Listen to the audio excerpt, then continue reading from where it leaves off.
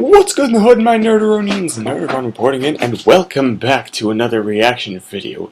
Like before, I need to keep my voice down again because this time I woke up at like 7 o'clock in the morning for some reason, and I want to keep things kind of quiet so I don't wake up my fans. But today, we're not going to be waking up anything. We're going to be reacting to the death battle from ScrewAttack, Carnage vs. Lucy. I honestly don't know who Lucy is, but I'm a considerably big Carnage fan. So yeah, I thought this was pretty interesting, especially since earlier, like a couple months ago, I had actually made a fan-made death battle trailer and put it on YouTube, Spawn vs. Carnage. You guys can check that video out in my videos channel thing. Anyway, you guys probably know how to find it.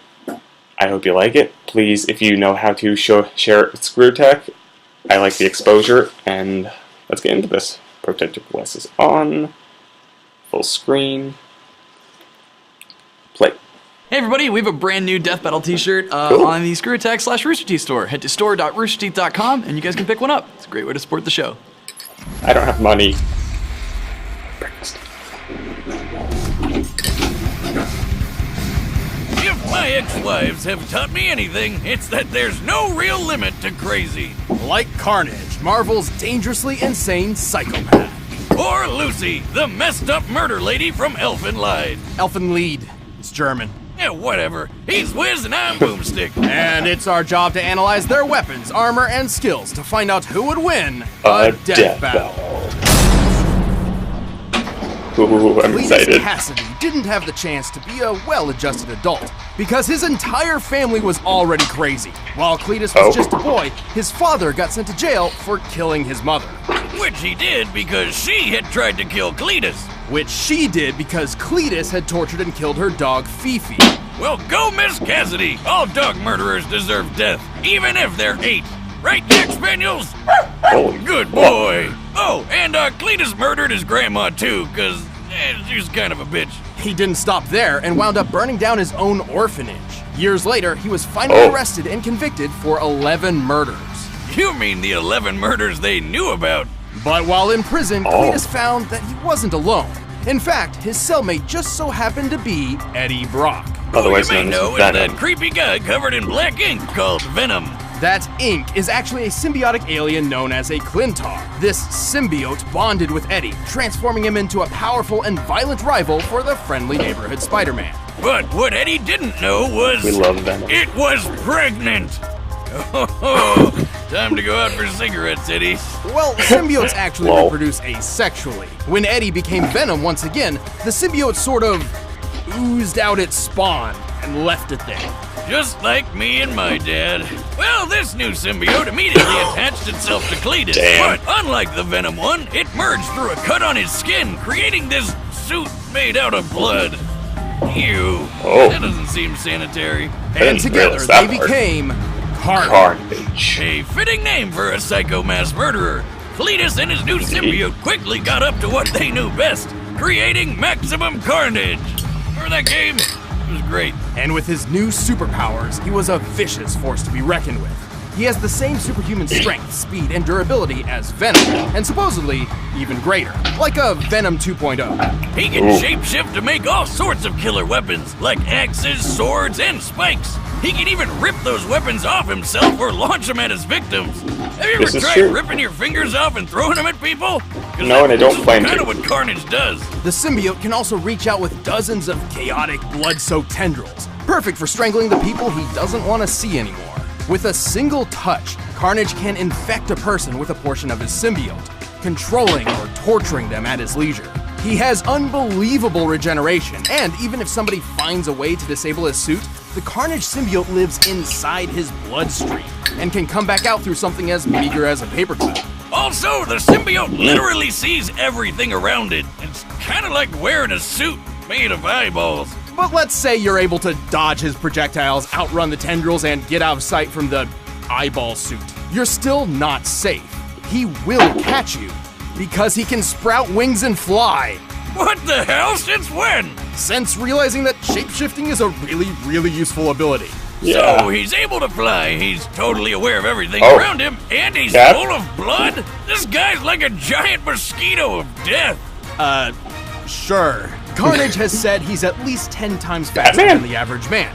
But that's pretty modest, because Venom has shown he can move fast enough to catch up to a bullet after it's fired. And Carnage is frequently shown to be as fast or even faster than him. This puts Carnage over 1,500 miles per hour, over twice the speed of sound.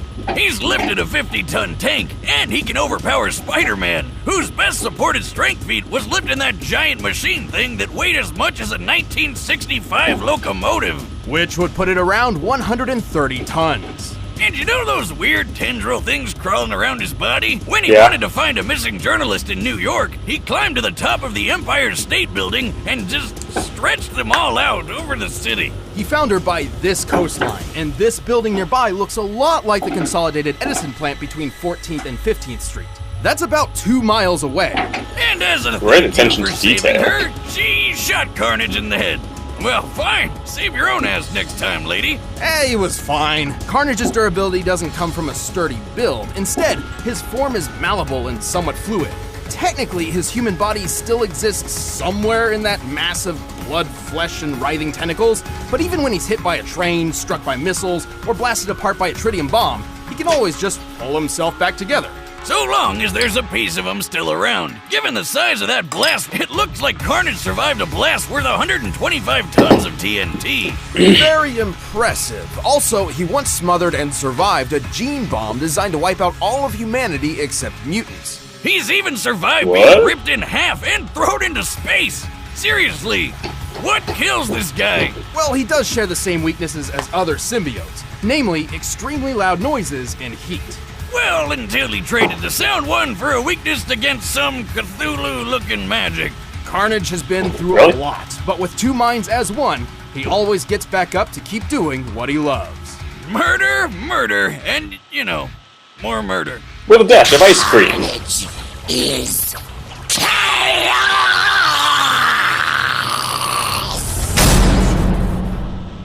There are some mysteries the world holds which no one is meant to know.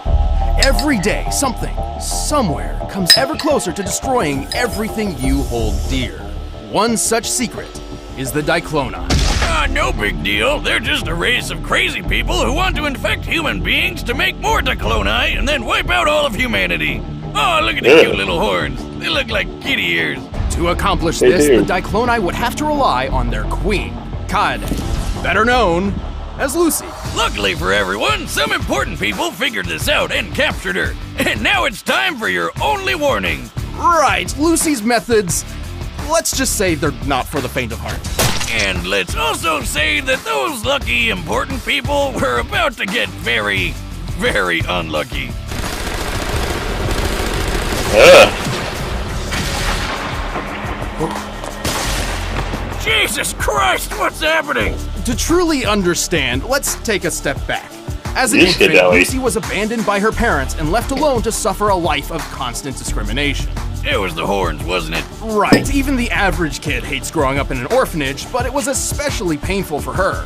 Until she found a stray puppy Sausage. and decided to take Shoot. care of it. That adorable little critter No and cats her on the became table. best friends. And then the other That's kids so from cute. the orphanage went out and beat it to death and forced her to watch.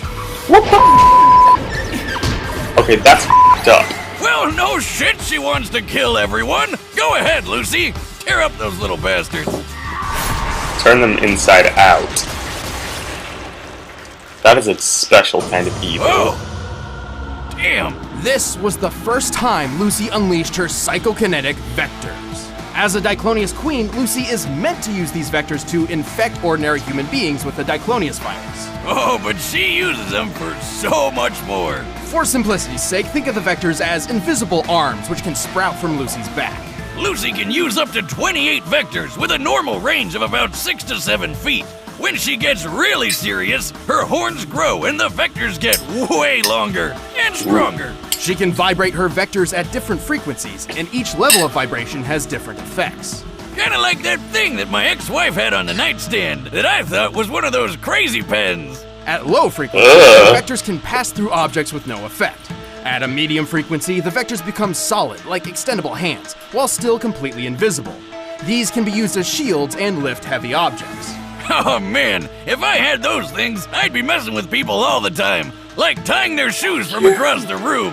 Also, since this seems to be a thing in this episode, she can fly. It's not really flying, she's just lifting herself off the ground. With the third frequency, Lucy turns her vectors into invisible blades.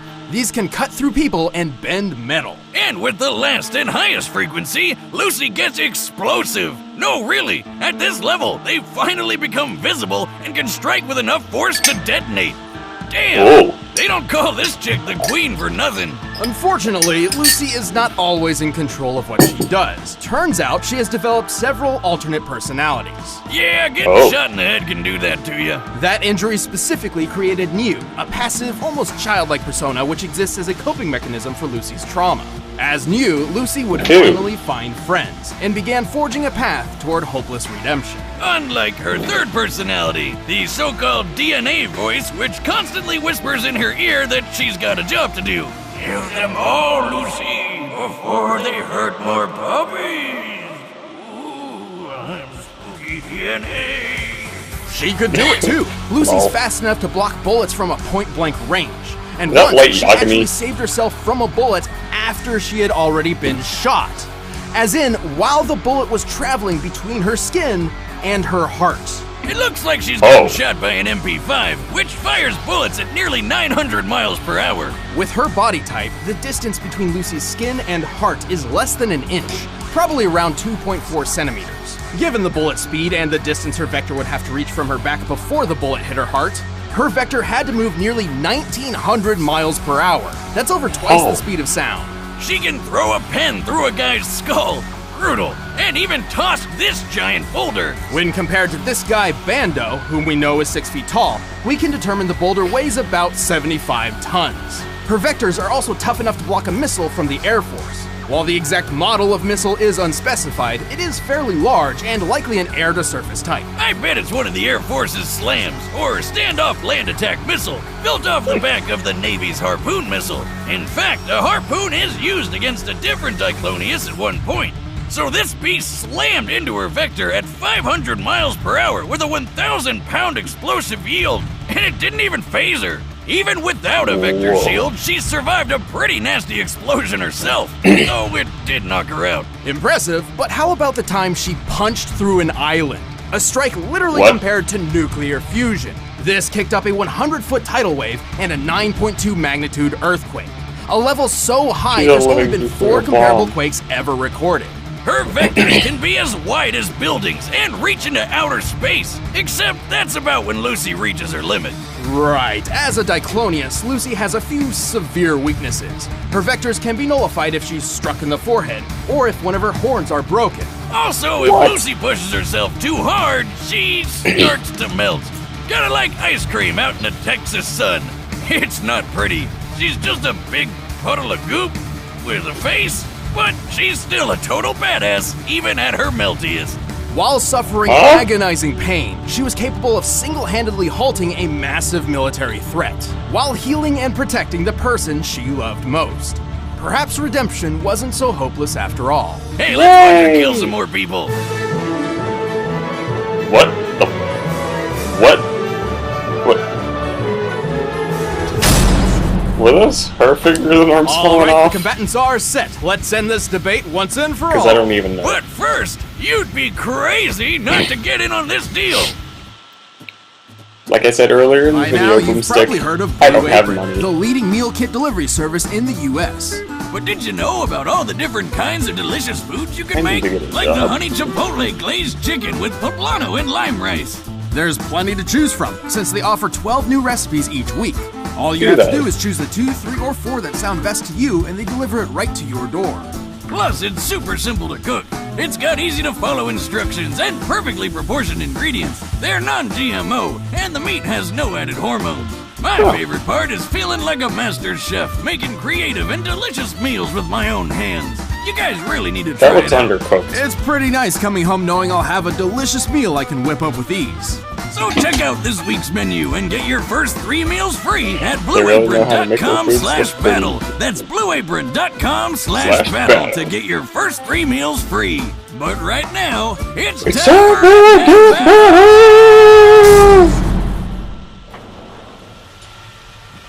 Hey, Lucy. Speaking of which, my cat is named Lucy.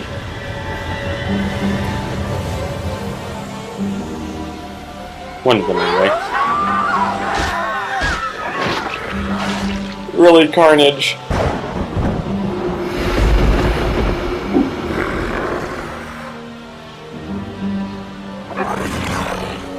Ooh.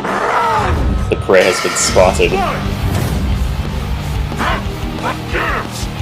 Die.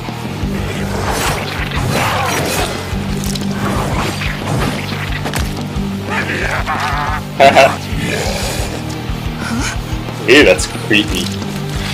But also so cool. I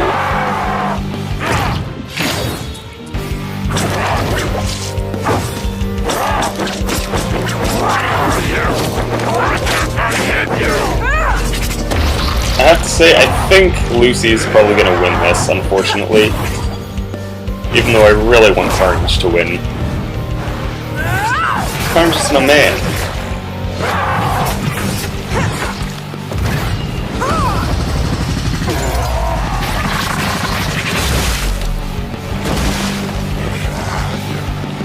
Okay, at this point, he's probably just thinking that's annoying.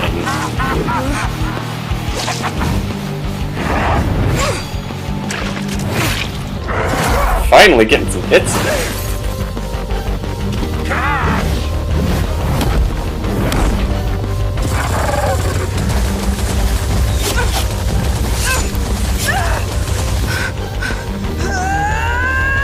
Oh.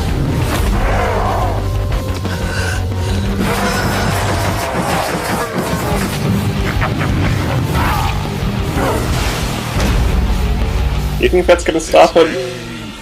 You're bleeding. Carnage is starving. Oh, that's creepy.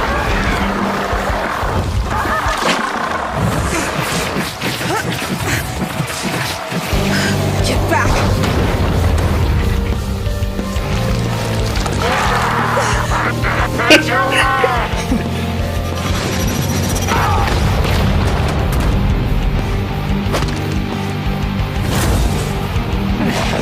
Does it hurt yet? Don't worry. I'll put you out of your misery.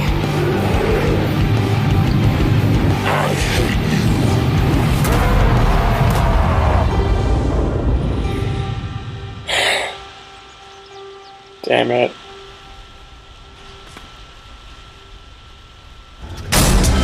KO! I First really those wanted kids at Carnage the to win. orphanage, then Cletus.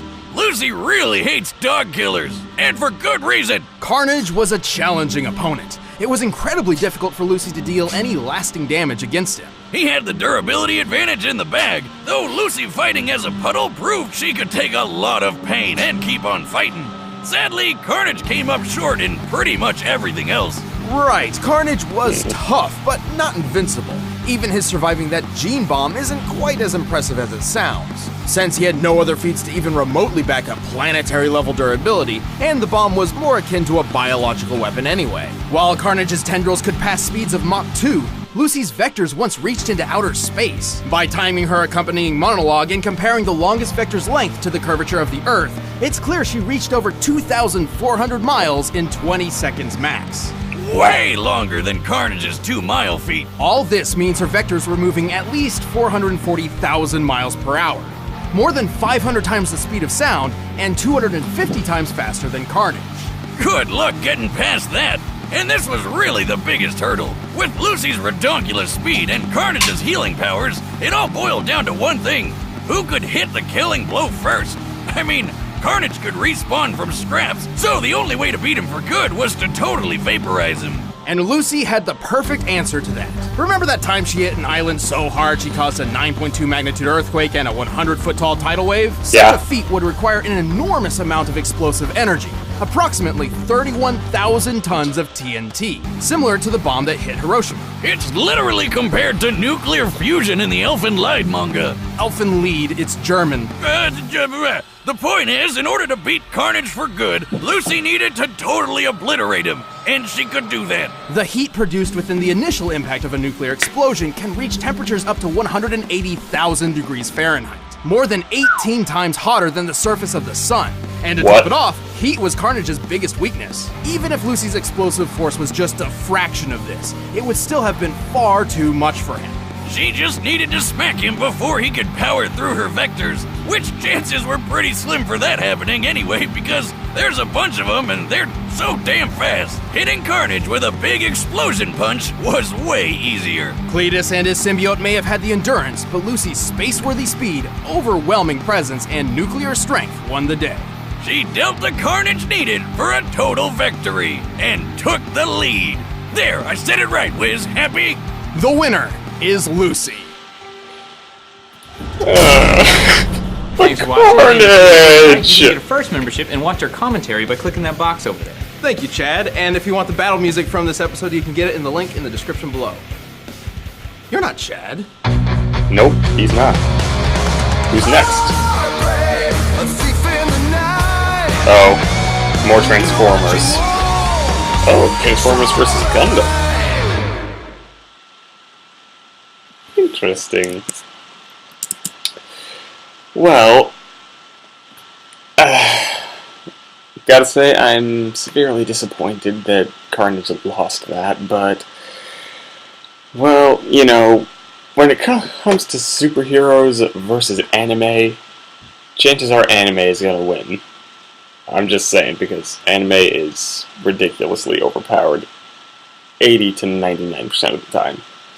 Anyway, if you guys enjoyed this reaction video, give the like buttons a big old slap for me. If you are not already subscribed to my channel or Screwtax channel, I will leave a link down in the description and at the end of the video. Oh, if you want to keep up with whenever either of us uploads new videos, click the notification bell beside the subscription bell, and I will see all of you lovely people in the next video. This is Nerderon, signing off. Peace!